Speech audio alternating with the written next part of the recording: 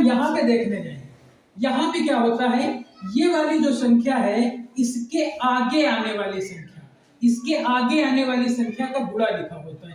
तो कह रहे हैं यहाँ पे 2 है, यहाँ पे 1 है, यानी कि 2 का 1 से गुणा करने जाएंगे तो 2 इक्के 2 यानी कि 2 आएगा। कुल मिलाकर के इसके आगे जो संख्या होती है वो 1 के डिफरेंस में टूट रही होती है। तो हम देखने गए 25 तो 25 है, ये क्या है, ये भी भैया 3 गुणा 4 यानी कि ये भी टूट रहा है, इसका मतलब 35 का वर्ग लिखा हुआ है। ये 25 हो गया, ये भी टूट रहा है 4 और 5 में, तो बोलो ये कितने का लिखा है, 45 का वर्ग लिखा हुआ है। ये कितना है, 25 है, 5 और अब देखो ये यहाँ पे 5 और 6 में टूटना चाहिए था, बट यहाँ पे ऐसा किसमें टूट रहा है, 5 और 5 है, डिफरेंस 0। इसका मतलब यही जो है ये पूर्ण वर्ग नहीं हो सकता। इसको हम देखने गए तो हम कह रहे हैं 6 और 7 में टूट रहा है, 7 6 42, इसका मतलब ये भी 65 का वर्ग लिखा हुआ है। बात क्लियर हो गई क्या, बात क्लियर हो गई कि भाई कौन सी संख्या जो है पूर्ण वर्ग संख्या नहीं है। हमें पता चल गया भैया कौन सा नहीं है, 25 जो है पूर्ण वर्ग नहीं है।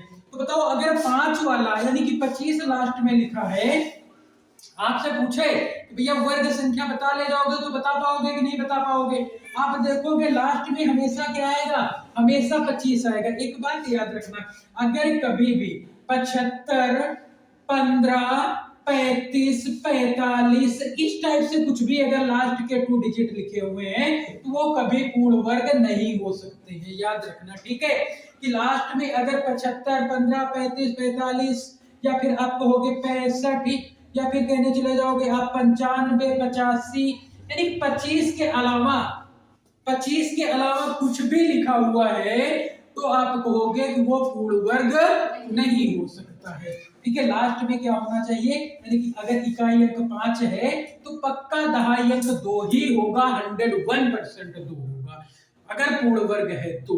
बात क्लियर हो गई ना, तो इस बात को आपको नोट करके रखना है कि अगर इकाई अंक 5 है तो दहाई अंक में हमेशा 2 ही आएगा। उसके आगे वाला क्या कांसेप्ट है ये तो बता ही दिया। तो ये क्वेश्चन आप लोगों की समझ में आ गया, नहीं आ गया, आ गया। अगर आ गया तो अगले क्वेश्चन पे आ जाते हैं। देखो चूंकि हम लोग क्वेश्चन पूछ प्रीवियस ईयर कर रहे हैं इसलिए हम पूरे वर्ग के यहाँ पे कांसेप्ट नहीं करने वाले हैं, वैसे मैंने पढ़ाया है, ठीक है। फिर कभी वीडियो अगर बना रहे होंगे तो पूरे वर्ग का वीडियो बनाएंगे कि वर्ग कैसे निकाला जाता है या उसका वर्गमूल कैसे ज्ञात किया जाता है।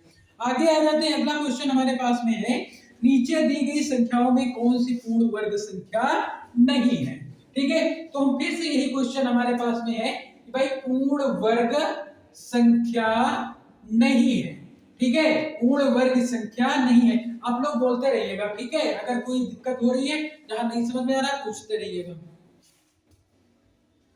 हमारे पास लिखा है क्या, 56 25 लिखा हुआ है, 72 25 लिखा हुआ है और हमारे पास 36 25 लिखा हुआ है, हमारे पास 90 25 लिखा। लोगों को दिख गया होगा कौन सा पूर्ण वर्ग संख्या नहीं है भैया, कौन सा सी ऑप्शन नहीं है। बहुत सही, आपने देखा 25 25 25 25 25 ये भी देख लिया। अब यहाँ पे देख लिया आपने 7 और 8 7 56 9 और 8 9 72 9 और 10, ठीक है, एक के डिफरेंस में ही है। बट यहाँ पे 6 और 6 होता है, ठीक है, यहाँ पे 6 और 6 होता है, एक के डिफरेंस में इसको हम नहीं तोड़ पा रहे हैं, इसलिए ये क्या हो जाएगा, ये पूर्ण वर्ग नहीं है। बात समझ में आई या नहीं समझ में आई, बात समझ में आ रही है, अगर समझ में आ रही है तो अगले क्वेश्चन की ओर बढ़ रहे हैं हम। अगले क्वेश्चन पे आ जाते हैं। आगे देखो क्वेश्चन क्या लिखा हुआ है, जरा जल्दी जल्दी करते रहना, ठीक है। ना समझ में आया तो बताना। निम्नलिखित में कौन सी भाज्य संख्या नहीं है, क्या पूछ रहा है, निम्नलिखित में से कौन सी भाज्य संख्या नहीं है, ठीक है, भाज्य संख्या नहीं है, ये आपसे पूछ रहा है, ठीक है। आ जाते हैं हम लोग, देखते हैं, कह रहा है 133, आगे कह रहा है 433, आगे बोल रहा है 533 और उसके बाद बोल रहा है 833। देखो भाज्य संख्या और अभाज्य संख्या दो बातें समझनी होती है। यहाँ पे हम कहेंगे क्या, भाज्य संख्या और अभाज्य संख्या। क्या, अभाज्य संख्या। जो बच्चे जानते हैं वो सभी जानते होंगे, जो नहीं जानते वो जरा समझ लें इन बातों को। भाज्य संख्या क्या होती है और अभाज्य संख्या कौन सी होती है, ठीक है। कौन सी भाज्य संख्या होती है और कौन सी अभाज्य संख्या होती है। देखो जो भाज्य संख्या होती है उसको हम लोग बोल रहे होते हैं दैट्स कंपोजिट नंबर। अरे बताओ क्या बोल रहे होते हैं, कंपोजिट नंबर, ठीक है। इसको हम लोग बोलते हैं भैया कंपोजिट नंबर। और जो अभाज्य संख्या होती है इसको क्या बोलते हैं हम लोग, इसको हम लोग बोल रहे होते हैं प्राइम नंबर।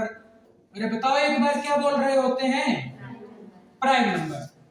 क्या बोल रहे होते हैं, प्राइम नंबर। तो दोनों पहले तो टर्म समझो कि भाई क्या होती है भाज्य संख्या और कौन सी होती है अभाज्य संख्या। भाज्य संख्या क्या होती है, अगर हम बात करें पहले समझ लो अभाज्य संख्या क्या होती है। अभाज्य संख्या की बात करते हैं तो having only two factor, having only two factors, ठीक है। हैविंग ओनली टू फैक्टर्स, क्या समझ पा रहे हैं क्या आप लोग, जिसके केवल और केवल दो फैक्टर हो वो सारी संख्याएं क्या कहलाती हैं, वो सारी संख्याएं अभाज्य संख्याएं कहलाती हैं। बात समझ में आ रही है नहीं आ रही है। अरे जिनके केवल दो फैक्टर हो, आप कहोगे फैक्टर क्या होते हैं, तो भैया वो हम अपनी भाषा में समझाएंगे। जो संख्या दो अंकों से कट जाए, दो नंबर से कट जाए, वो भाज्य संख्या होगी। जैसे मैंने क्या कहा, मैंने कह दिया भैया कितना, हमने कह दिया भैया 3, तो ये 1 से भी कटती है और 3 से भी कटती है। किससे कटती है, 1 से भी कटती है और 3 से भी कटती है। हमने कहा भैया कि 2 ले लो, दो बहुत इंपॉर्टेंट है। क्यों इंपॉर्टेंट है, दो इकलौता ऐसा नंबर है जो सम भी है और अभाज्य भी है। बहुत इंपॉर्टेंट है, इसको ध्यान से देखना। दो ऐसा नंबर है जो सम भी है, हम बात करने जा रहे कोई भी सम संख्या दो के अलावा ऐसी नहीं है जो अभाज्य हो। सभी की सभी क्या होती है, भाज्य होती है। सभी की सभी क्या होती है, भाज्य संख्याएं होती है। समझ रहे हैं ना। क्यों दो है, तो हम कहेंगे दो 1 से कटेगी, 2 से कटेगी, इसके अलावा किसी से कटने वाली नहीं। तो ये क्या है, ये आपकी अभाज्य संख्या है। कौन सी संख्या है, अभाज्य संख्या है। हम कह रहे हैं भैया भाज्य क्या होंगे, तो जिसके 2 से अधिक फैक्टर हो। हमने कहा ये कंपोजिट नंबर क्या होंगी, तो आप कहोगे हैविंग मोर देन 2 फैक्टर्स। 2 से ज्यादा फैक्टर हो तो वो क्या हो जाएगी, वो हो जाएगी अभाज्य संख्या, कंपोजिट नंबर। कौन से नंबर, कंपोजिट नंबर। जैसे हमने कह दिया भैया 6, कितना 6, आप कहोगे 1 से भी कटेगी, 2 से भी कटेगी और 3 से भी कटेगी और किससे कटेगी भैया, 6 से भी कटेगी। तो ये क्या हो जाएगा, ये भैया जो है ये इतने अंकों 1 2 3 4 4 फैक्टर है इसके, तो कहेंगे ये अभाज्य संख्या नहीं है, ये क्या है, भाज्य संख्या है। ये क्या है, भाज्य संख्या है। बात समझ में आ रही। जैसे हमने कहा 4, क्या कहा 4, तो आप कहोगे 1 से कटेगी, 2 से कटेगी, 4 से कटेगी। आप लोग एक बात याद रखना, अगर आपसे पूछे कि प्रथम भाज्य संख्या कौन सी है, प्रथम भाज्य संख्या कौन सी है, कौन बताएगा प्रथम भाज्य संख्या, 4 ही है, याद रखना, ठीक है। कौन सी है, 4 जो है प्रथम भाज्य संख्या है। क्यों, क्योंकि अभी आपने देखा कि 2 जो है 2 अभाज्य है, 3 अभाज्य है, तो आगे 4 का नंबर आ गया। यहाँ पे देख रहे हो 1 भाज्य है कि अभाज्य, आप कहोगे ना तो भाज्य है और ना ही अभाज्य है।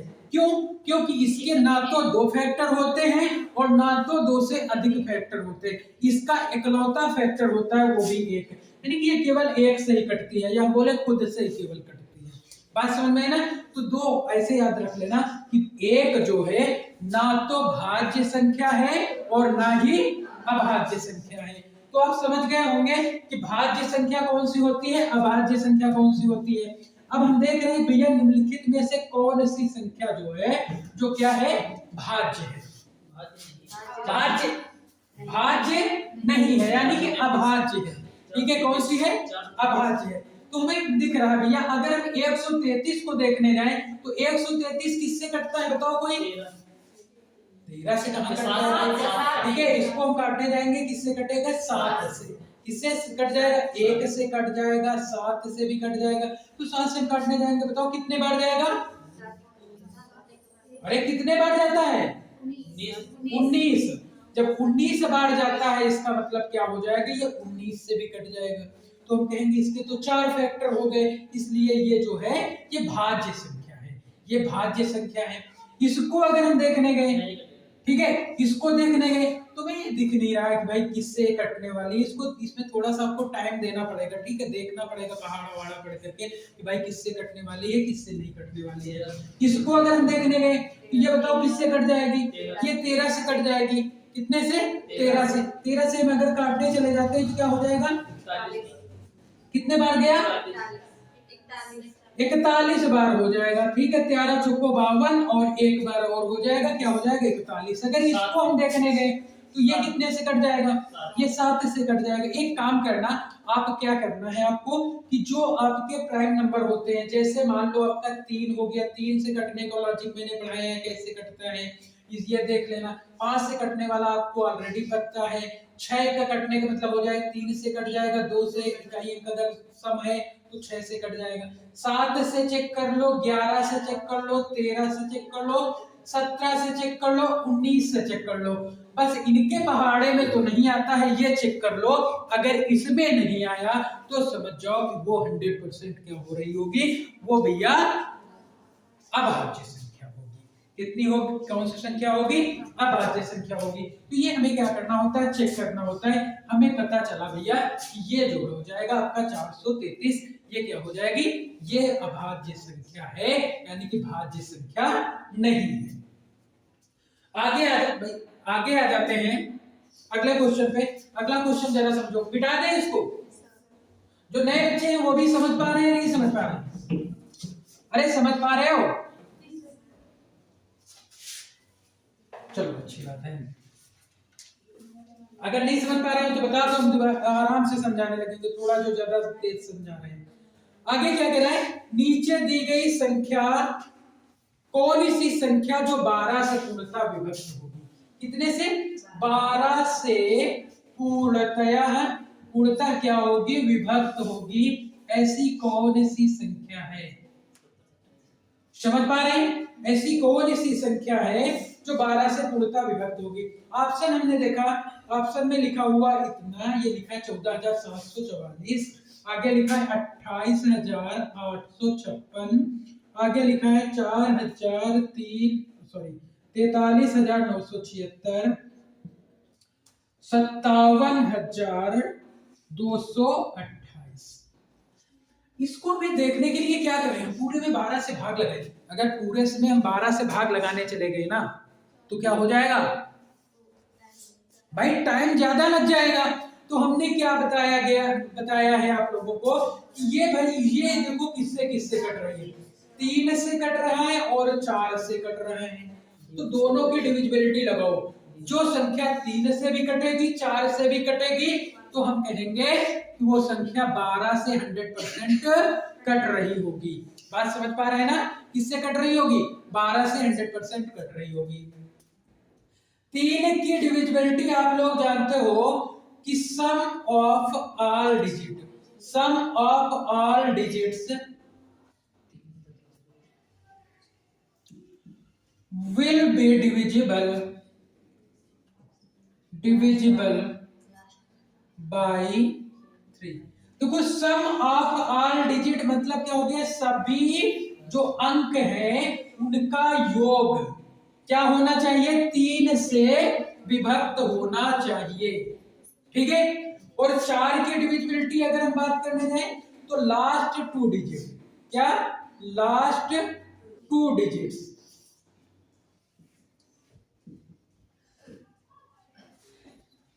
ये जो है ये क्या होना चाहिए, इनको 4 से डिवाइड हो जाना चाहिए। लास्ट के 4 जो 2 डिजिट है वो 4 से डिवाइड हो जाने चाहिए। पहले ये वाला आसान 4 से काट करके देखते हैं, ये कट जाएगा, हाँ भैया 44, ये कट जाएगा, हाँ भाई कट जाएगा, 56 कट जाता है, नहीं कट जाता है, अरे कट जाता है। कितने में, 14 चौको 56, 19 चौक 76, 7 चौक 28। तो 4 से तो सभी संख्याएं कट जाएंगी।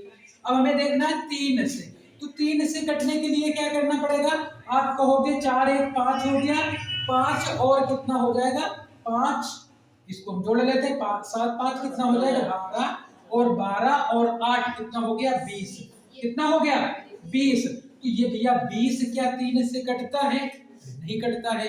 अगर हम देखेंगे 3 का पहाड़ा पढ़ेंगे, क्या 20 आएगा, नहीं आएगा। तो हम कहेंगे ये संख्या 3 से नहीं कट रही है।